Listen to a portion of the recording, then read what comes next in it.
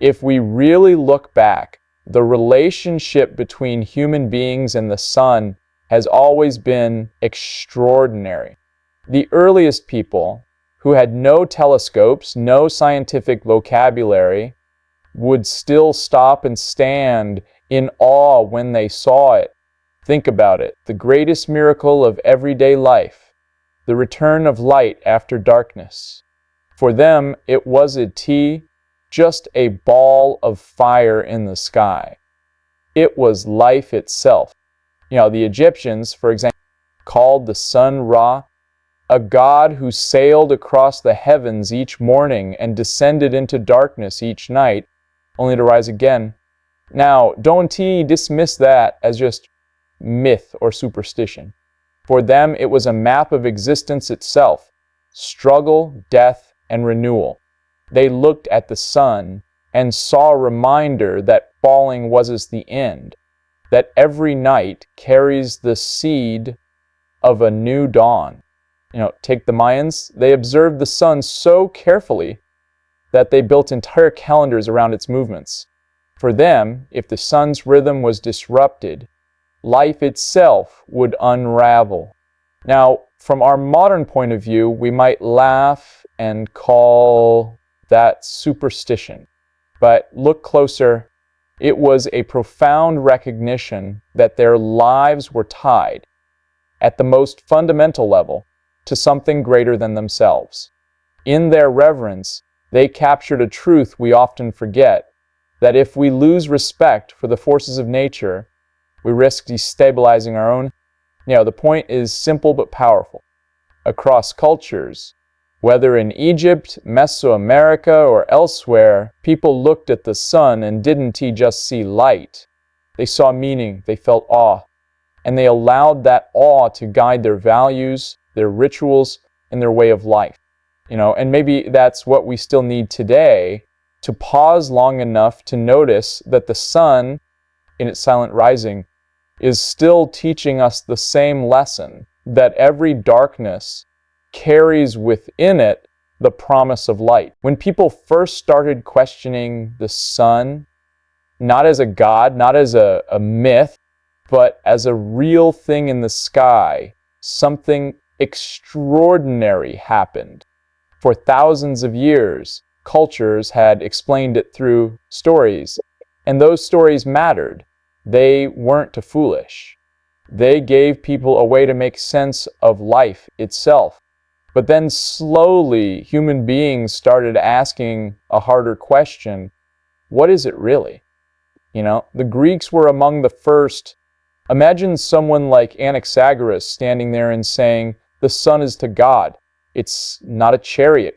It's a massive ball of fire. That seems obvious to us now. But at that time, that was dangerous.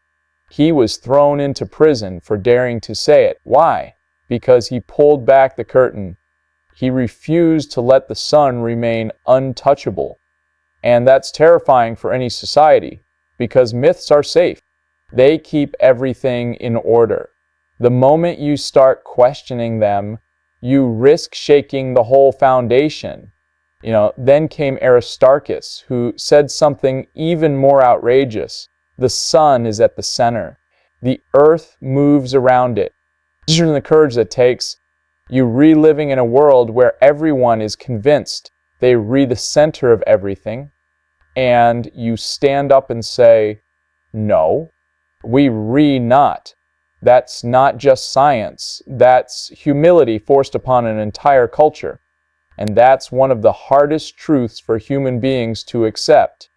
You are not the center. All right, now move forward to Copernicus.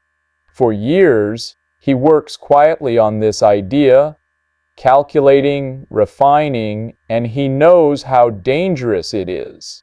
The church at the time didn't just hold power, it defined reality for people. To question the earth's place at the center was to question the order of God, its creation.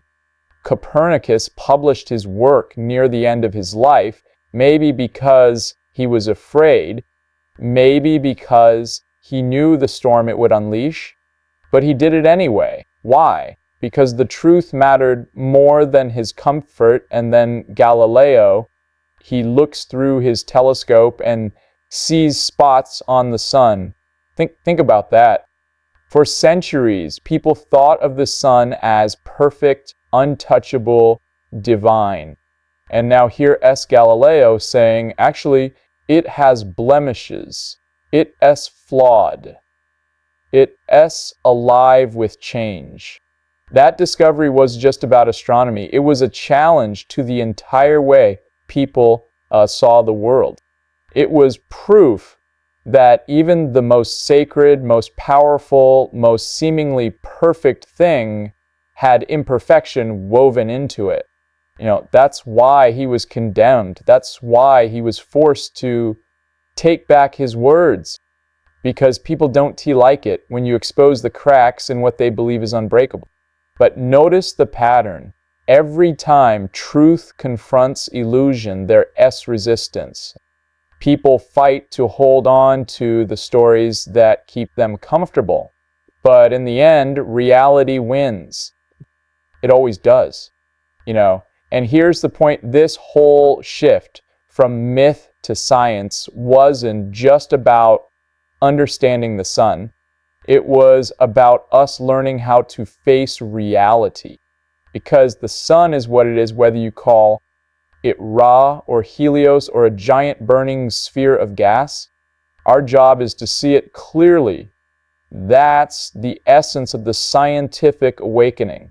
It's the willingness to put aside illusions, even beautiful ones, and look directly at what is. That takes courage. It's just not easy to give up the comfort of thinking you're at the center of the universe. It's not easy to admit that the thing you thought was perfect has spots. But if you don't do it, you never grow. And that is true in our personal lives too. Every one of us carries illusions about ourselves. Stories we cling to because they make us feel safe. But those stories blind us. They stop us from seeing the truth. And the truth, while uncomfortable, is always the thing that sets us free. The scientific awakening didn't make the sun less meaningful.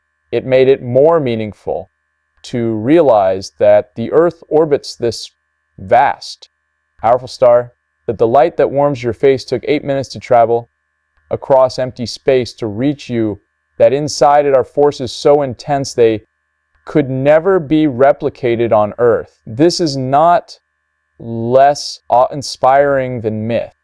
It's more. The reality is bigger than the story. The truth outshines the illusion. And maybe that's the lesson here. We need both myth and science. Myth to help us begin in reverence, science to carry us forward into truth. Without myth, we lose awe. Without science, we lose reality. But together, they allow us to see clearly and still feel deeply. So when you think about Copernicus or Galileo, don't just admire them as scientists.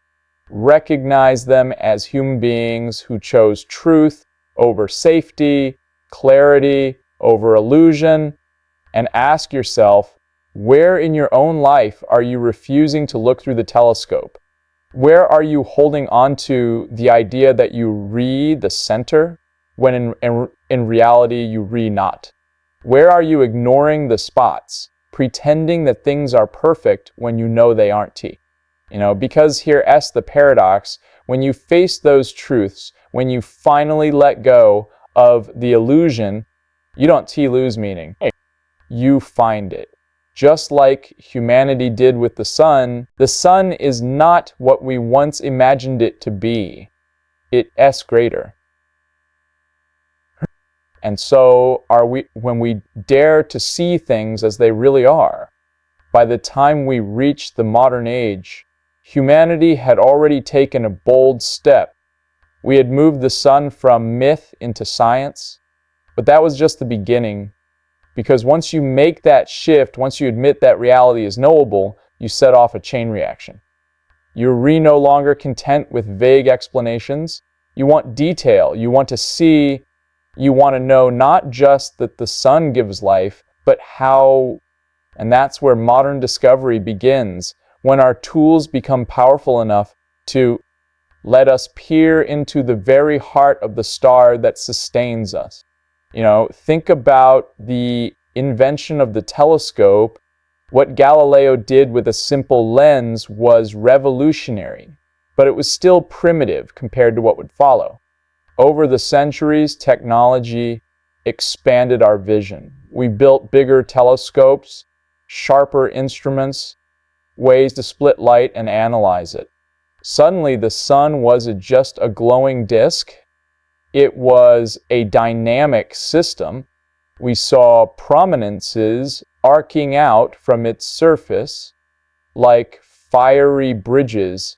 We discovered that it rotated, that it pulsed with cycles, that storms on its surface could reach across space and rattle our own fragile planet.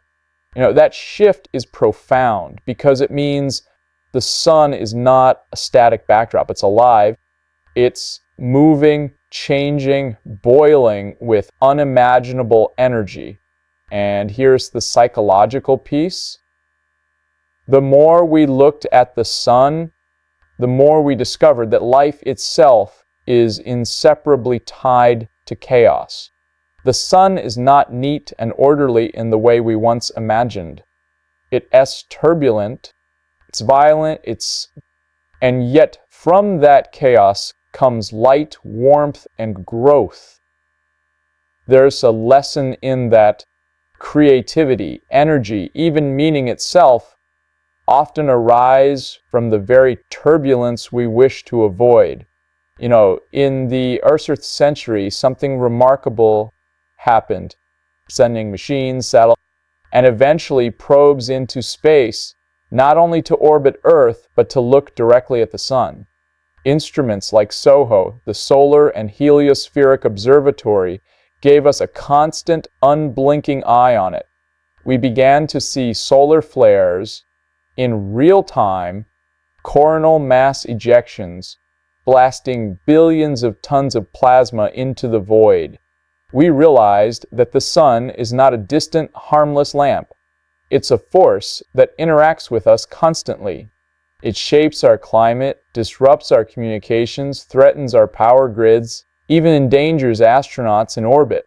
The sun, in other words, is not just out there. It is here, woven into the daily life of humanity in ways we barely understand. And then there's the question of what powers it for centuries. We didn't know. Some thought it burned like firewood. Others imagined chemical reactions. But those ideas fell apart when you did the math. The sun couldn't possibly burn that long if it were mere fire. It would have gone out long before life ever emerged on Earth. The real breakthrough came with nuclear physics. Fusion, the merging of hydrogen into helium, was the answer. It's almost poetic, the smallest, simplest elements in the universe joining together to release unimaginable energy. At its core, the sun is a furnace, not of destruction, but of creation. The same process that lights the stars is what makes life on Earth possible. Now pause and reflect on that. Because here's a truth that cuts deep.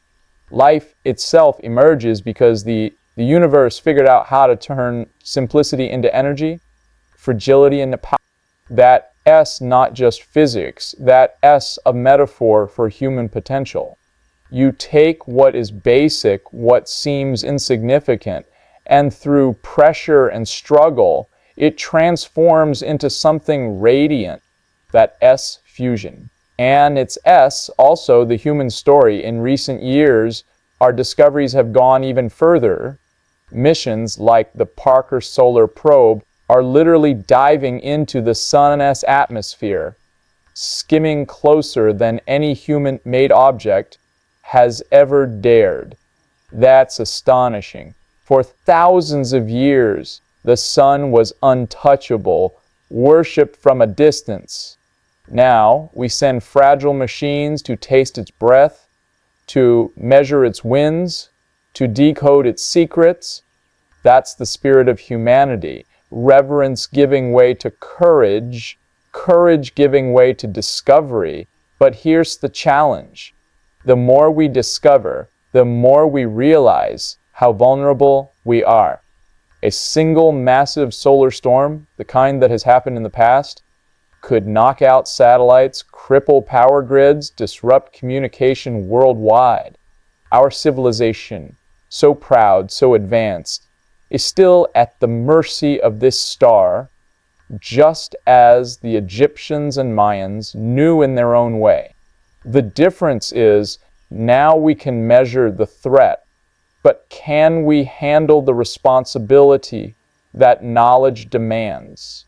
This is where modern discovery leads us, not just to marvel at the sun, front our dependence on it, to recognize that the same force that sustains us could just as easily humble us. That's a truth we can escape, and it echoes something psychological. Every source of strength in your life, every gift you rely on carries risk. The sun teaches us that dependence is never without vulnerability. And the mature response is not denial, but preparation. So what do we do with this knowledge? We keep looking. We keep studying. We keep daring to push closer, even when it's dangerous. Because the pursuit of truth is always dangerous. But it's also necessary. Modern discovery is not just about science. It's about a mindset, a willingness to face reality as it is, turbulent, chaotic, sometimes threatening, and still find in it a source of light and meaning. The sun is no longer a mystery god, nor simply an object of myth. It's a living star understood in detail, yet still vast beyond comprehension. And here's the paradox. The more we uncover, the more wonder we find. The closer we look, the more we realize there is always more to see. That is the beauty of modern discovery. It shows us that knowledge does end awe. It deepens it, and maybe that's the lesson for all of us. Don't to be afraid to look closer. Don't to stop at the surface, satisfied with what is easy or comfortable. Push in, even into the heat, even into the chaos, because that's where truth lives. And truth, like the sun, will burn you if you careless, but it will also illuminate everything. The sun is still rising, and so is our understanding. The question is whether we have the courage to keep looking straight at it. When we talk about the sun's impact on human life, we aren't speaking in metaphors anymore. We're speaking about the most concrete, unavoidable reality there is. Every breath you take, every bite of food you eat, every beat of your heart depends, in ways both obvious and hidden, on that star. Without it, nothing grows. Without it, the earth freezes into silence. Without it, there is no life. None. It is not just important, it is the condition for existence. And yet, because the sun rises every day without fail, we forget. We treat it as background. We wake up, go to work, scroll through our screens, and barely notice the light that makes all of it possible. That's the strange paradox of human beings. The most essential truths are the easiest to ignore, precisely because they are constant, But the ancients didn't ignore it. They saw directly that the sun ruled agriculture. If the rains didn't come, if the cycles of warmth were disrupted, famine followed. life was hard enough that people could not afford to forget their dependence. They built calendars not out of idle curiosity, but because survival demanded it. They planted when the sun told them to plant. They harvested when the sun told them to harvest. And this was as superstition. It was discipline, attentiveness to the rhythms of the world. Even today, in our age of technology, the truth hasn't changed. Crops still depend on sunlight. Seasons still shape human life. The difference is that we have insulated ourselves with artificial light, climate control, and endless distractions. We act as though we are independent of the natural order, as though we've transcended it. That's an illusion. Strip away the technology, and we still creatures of the sun, eating food grown by photosynthesis, walking in bodies synchronized to its rise and fall, sleeping and waking, according to its rhythms. Psychologically, this is fascinating because what the sun represents is not only survival but structure. It's rising and setting, day and night, work and rest, activity and renewal. All of these patterns emerge because the sun imposes order on chaos. And human beings need that. We need cycles, boundaries, divisions. A life without structure collapses into disorder. Just as crops fail without seasons, our inner lives fail without rhythms of responsibility and rest. The sun teaches us this every single day. Whether we repaying attention or not, now consider energy. For centuries, human beings relied on wood, coal, and oil, all of which are simply stored sunlight. Fossil fuels are ancient sunlight trapped in the earth, released to power cities and machines. Solar energy itself, captured directly, is just a more immediate version of what's always been true. The sun powers the electricity that lights our rooms, the fuel that drives our cars, the heat that keeps us alive in winter.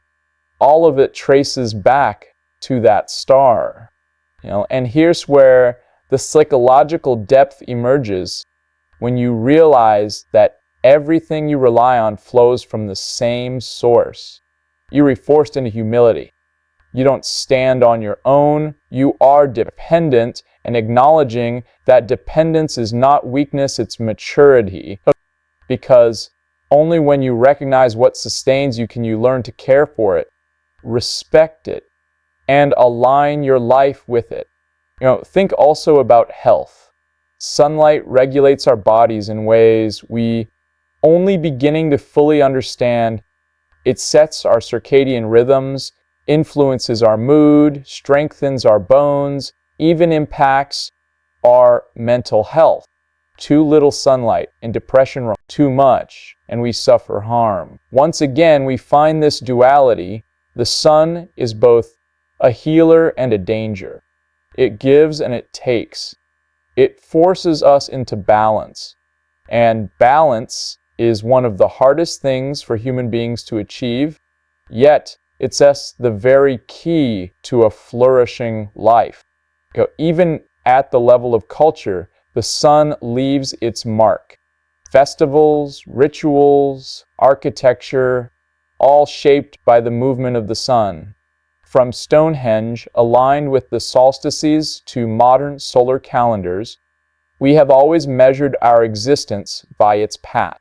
And that tells you something profound. We define meaning through what is permanent.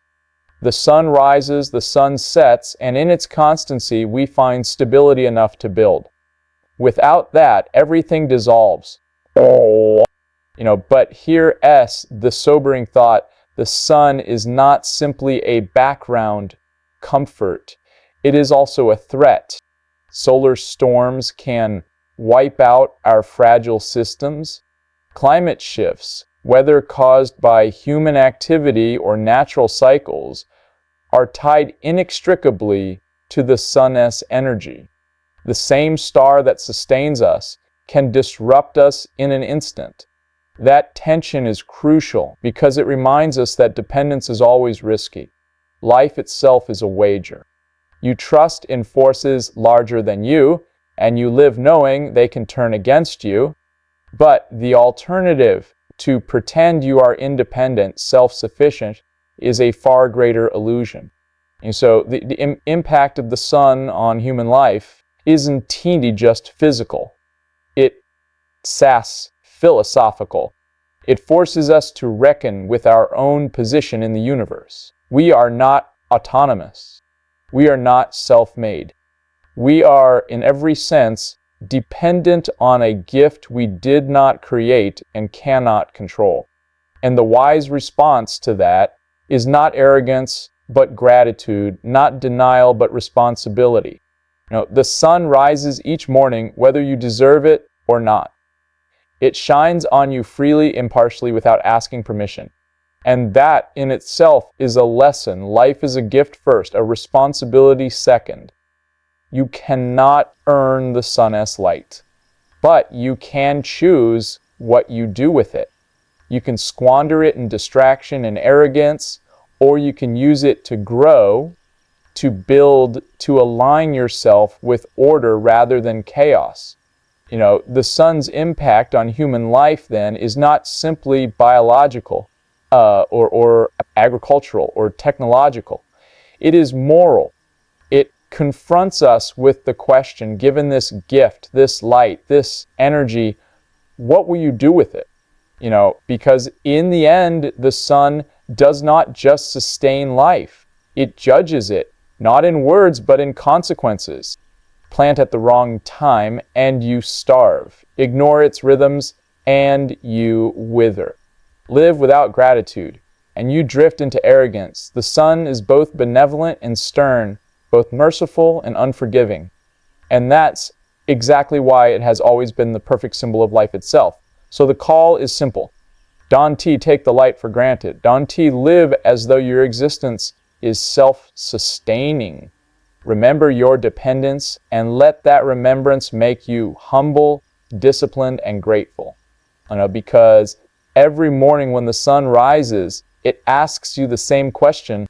Now that I've given you another day, what will you do with it?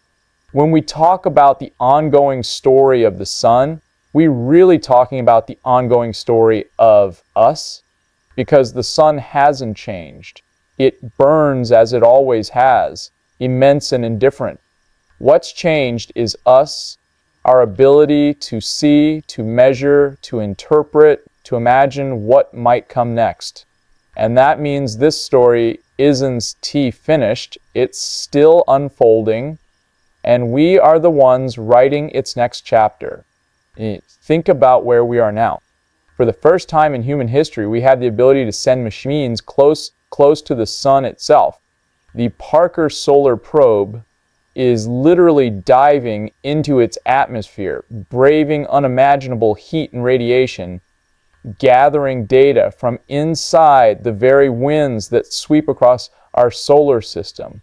We are reaching out to touch what our ancestors could only bow before. And that in itself is extraordinary. A species that once feared the night might never give way to dawn is now skimming the edge of a star. That should humble us, that should fill us with awe, but discovery is never just about curiosity. It's also about survival. We now know that the sun is not only the giver of life, but a potential disruptor of civilization. A solar storm powerful enough could collapse satellites, fry communication networks, cripple power grids. Imagine entire cities plunged into silence overnight, not because of war or politics, but because our star sneezed. This is not a science fiction fantasy. It's a documented possibility, which means that part of our ongoing journey is the responsibility to prepare, to develop systems resilient enough to withstand the storms of the cosmos, to recognize once again that dependence without humility is recklessness, At the same time, the sun holds promise. It is the greatest source of clean, inexhaustible energy available to us. Every second, it releases more power than humanity could use in a million years. And yet we live in a world still strangled by conflict over limited resources, still burning. He passed in the form of fossil fuels while the future shines freely above us. That says a moral challenge as much as a technological one. The question is, just can we harness the sun more fully? Will we? Do we have the discipline, the foresight, the courage to realign our lives and our economies with the reality that the sun is not only our past, but also our future? Psychologically, this points to something deeper. The sun's ongoing story is also our ongoing struggle with transcendence. Every stage of our relationship with the sun mirrors a stage of human development. We began in awe, like children staring at something too big to understand. We moved into inquiry, like adolescents challenging the stories handed to us. We entered into discovery, like adults who finally begin to see the world as it is. And now we are being asked to take responsibility to act wisely, not just curiously, to mature both as individual and as a species. Because what good is it to understand the sun, to measure it down to its smallest fluctuations, if we don't live in alignment with what we know? Knowledge with the ancients may have erred on the side of reverence, but they at least lived as though the sun mattered. We, with all our data and technology, risk doing the opposite, knowing everything, yet forgetting what it means. And this is where the ongoing journey becomes personal. The sun's story isn't just a tale of civilizations and scientists. It's a mirror held up to your own life. The sun rises for you every day. It sets for you every night. It gives you energy, direction, structure, the very time by which you measure your days. And it does so without asking anything in return. The real question is what the sun will do next. It's what you will do next. Given the light you've been given, that's the psychological weight of this story. The sun asks you to face the same truths humanity has faced at every stage. Will you live in awe or in arrogance? Will you seek truth, even when it shakes your illusions? Will you take what you've been given and use it to grow? Or will you squander it in denial and distraction? Will you prepare for the storms or pretend they will never come? The ongoing journey is not just about the sun, it is about the human soul. Because to study the sun is to study life, and to study life is to confront meaning itself. All right? And so here we are in an age where we can peer into the very heart of a star. But that vision comes with responsibility. We cannot look at the sun as our ancestors did, fearful and naive. And we cannot look at it as the modern cynic does, casually, indifferently, as though it's just another object in the sky. We must look at it as it truly is, the light that sustains us, the force that humbles us, the symbol that judges us, and then we must act accordingly. That's the ongoing journey, to discover the sun, but to let the sun remind us who we are and who we might still become. Because every dawn is both a gift and a question. The gift is another day of light. The question is, what will you do with it?